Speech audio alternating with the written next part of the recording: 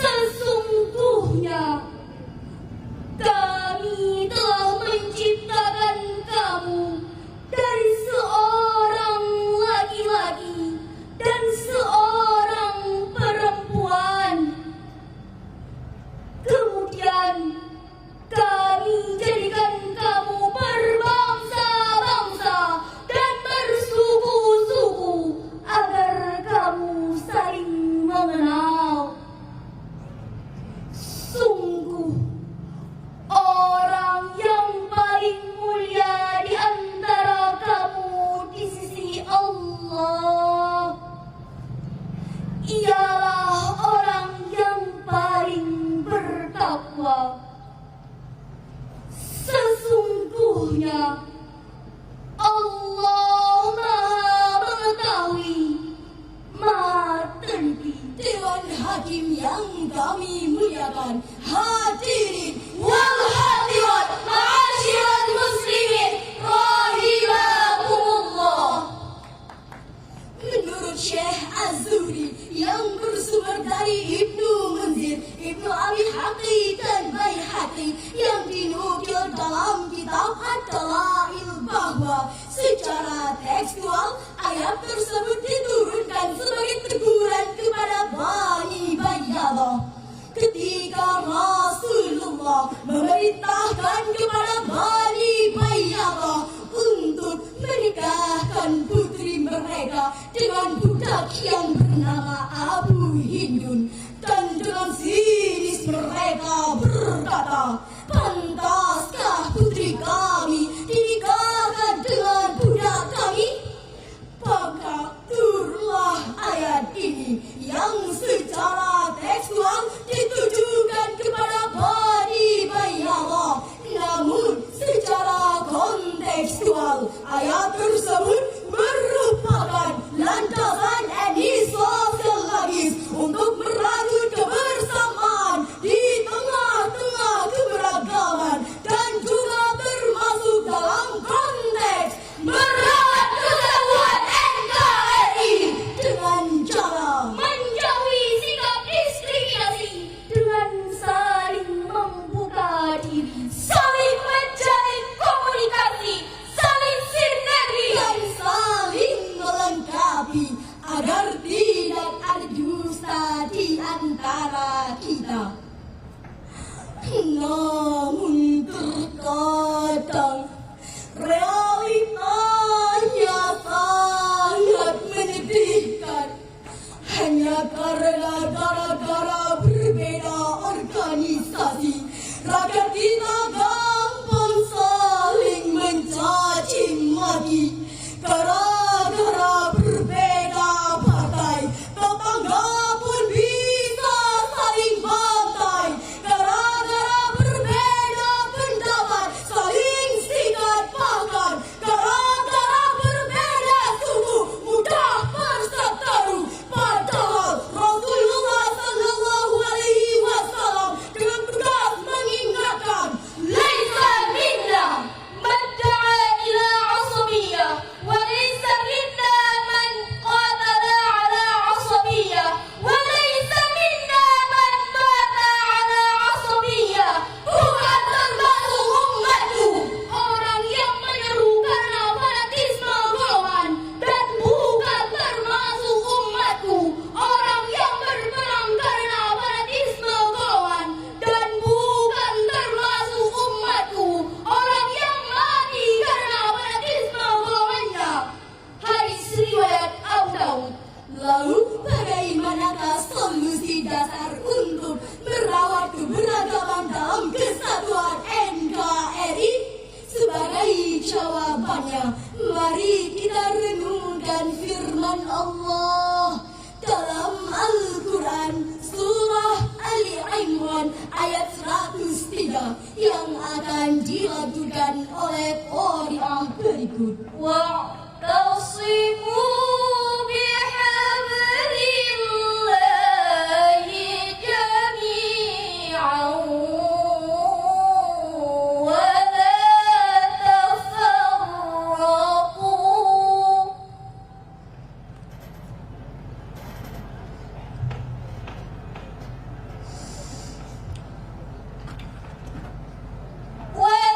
واذكروا نعمة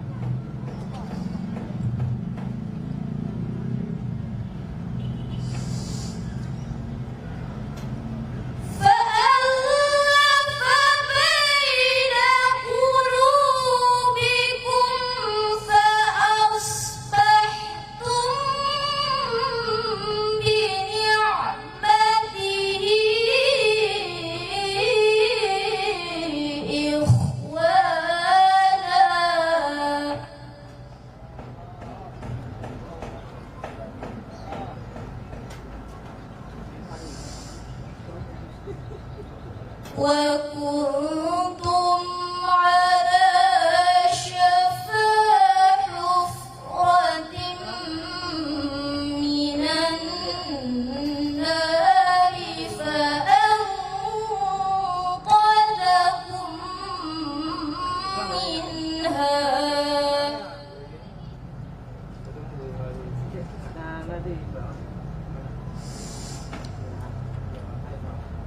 كذلك يبين الله لكم آياته لعلكم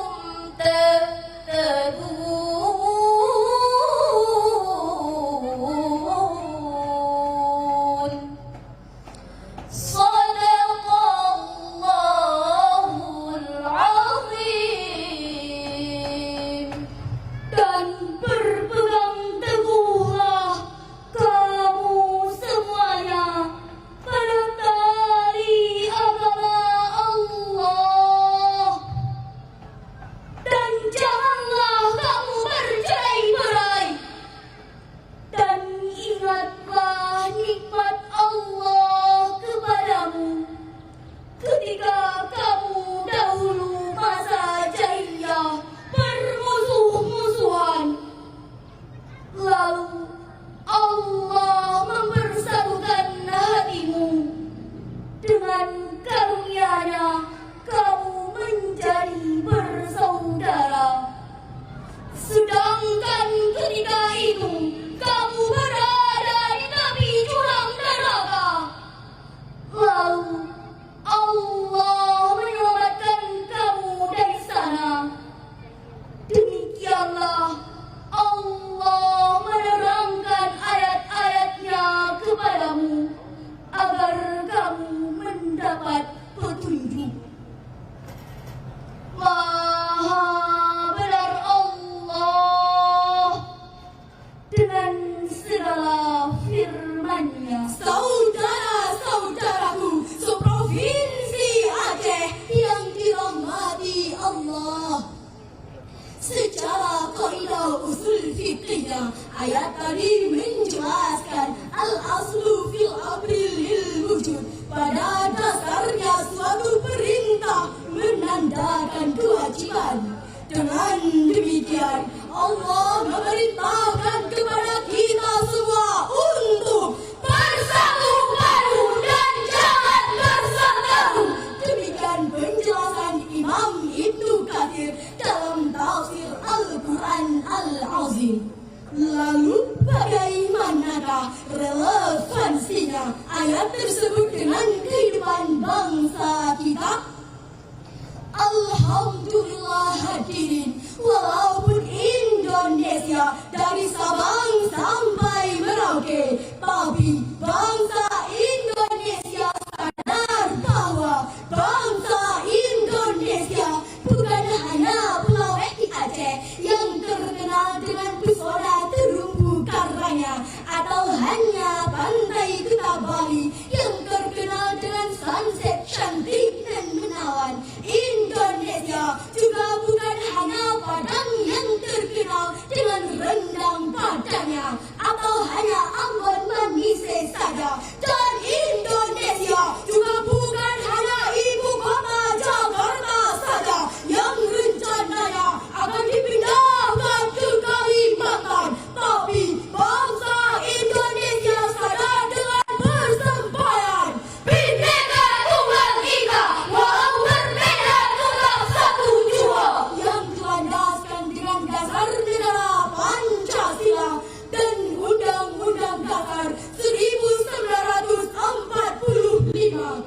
Dirgahayu kemerdekaan Republik Indonesia yang ke-74, semakin meningkatkan komitmen kami para pelajar dan seluruh pemuda Indonesia, semakin yakin dan percaya serta berani menyatakan secara terbuka, bagi kami NKRI harga mati sepakat.